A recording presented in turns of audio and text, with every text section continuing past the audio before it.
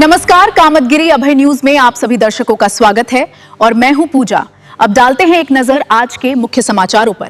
मिलते हैं छोटे से ब्रेक के बाद और आप देखते रहिए अभय टीवी। सेंट थॉमस स्कूल खुट्टा गांव के पास करवी चित्रकूट। हमारे यहाँ प्ले ग्रुप से लेकर कक्षा 12 तक की शिक्षा कुशल अध्यापक एवं अध्यापिकाओं द्वारा दी जाती है। स्कूली बच्चों को लाने और लेकर जाने के लिए बस की सुविधा भी उपलब्ध है। हाई स्कूल एवं इंटर के छात्र छात्राओं के लिए फिजिक्स, केमिस्ट्री एवं बायोलॉजी की लैब की भी सुविधा उपलब्ध है। इस स्कूल के बच्चे प्रतिवर्ष सीबीएसई बोर्ड में उत्कृष्ट स्थान पाते हैं। तो देरी किस बात की है? यदि आप अपने बच्चों का उज्जवल भविष्य चाहते हैं तो हमारे विद्यालय आइए और अपने बच्चों का प्रवेश कराइए। हमारा पता है सेंट थॉमस स्कूल खुट्टा गांव के पास करवी चित्रकूट। समाचार बुलेटिन में आपका पुनः स्वागत है। अब समाचार विस्तार से।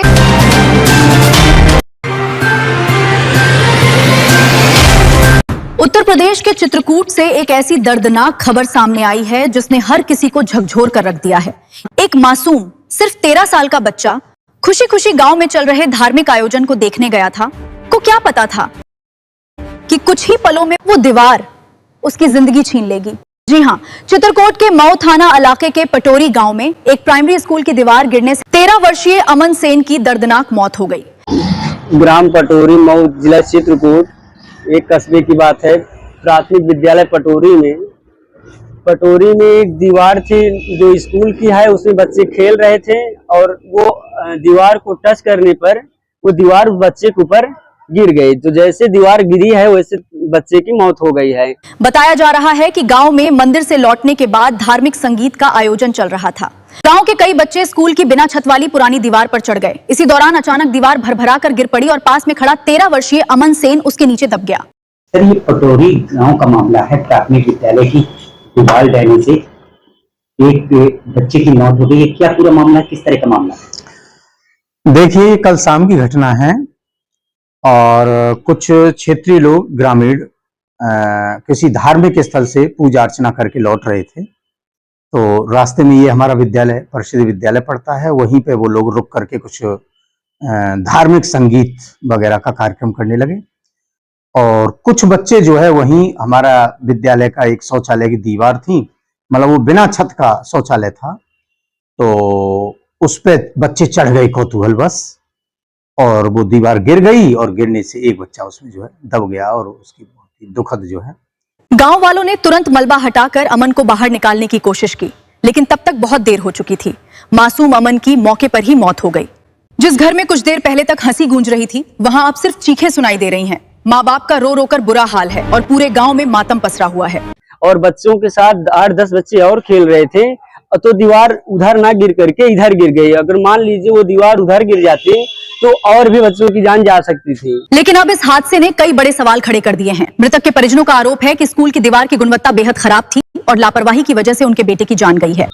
तो हम सरकार से यही न्याय चाहते हैं कि हमको उचित कार्रवाई की जाए। किसके खिलाफ?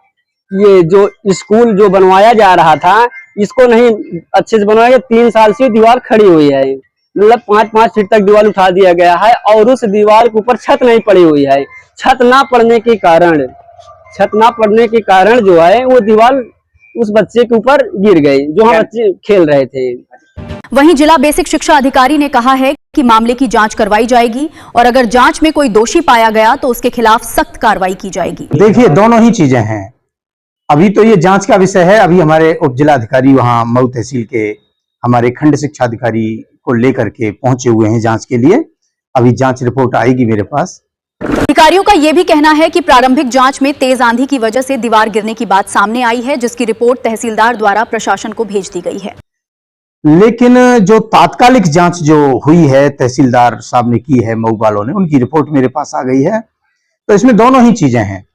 एक तो क्वालिटी पे भी संदेह किया जा सकता है कि वो क्वालिटी सही ना हो उसकी शौचालय की दीवार की। दूसरा, उस समय तेज आंधी तूफान हवा का भी प्रकोप रहा है उस समय वहां उस स्थल पर। अब बड़ा सवाल यह है, क्या यह सिर्फ एक हादसा था या फिर सरकारी लापरवाही ने एक मासूम की जिंदगी छीन ली? क्या अमन को इंसाफ मिलेगा और क्या जिम्मेदार लोगों पर कार्रवाई होगी? इसमें लापरवाही है स्कूल वालों की, जो कि स्कूल वाले जब लैट्रिन बनवा रहे थे तो उसको जो है 3 साल तक पेंडिंग में छोड़े थे। अगर उसमें लैट्रिन बन गई हो तो उसमें दबाव पड़ जाता तो वो दीवार नहीं गिरती, तो बच्चे की मौत नहीं होती। इन सवालों के जवाब का इंतजार सिर्फ अमन का परिवार ही नहीं कर रहा है, बल्कि पूरा गांव कर रहा है।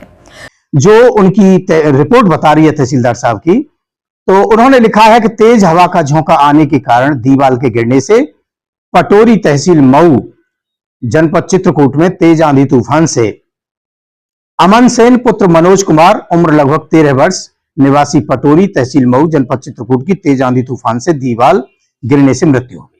ये रिपोर्ट मेरे पास आई है। फिलहाल इस दर्दनाक घटना पर आपकी क्या राय है, हमें कमेंट करके जरूर बताइए। और ये आपदा रिपोर्ट है, तो इसमें तो इन लोगों को जो है मुआवजे का भी प्रावधान है। आखिर में डालते हैं एक नजर आज के मुख्य समाचारों पर। अब हमें इजाजत दीजिए, अगले समय हम फिर हाजिर होंगे पुनः कुछ खास खबरों के साथ। नमस्कार और आप देखते रहिए अभय टीवी।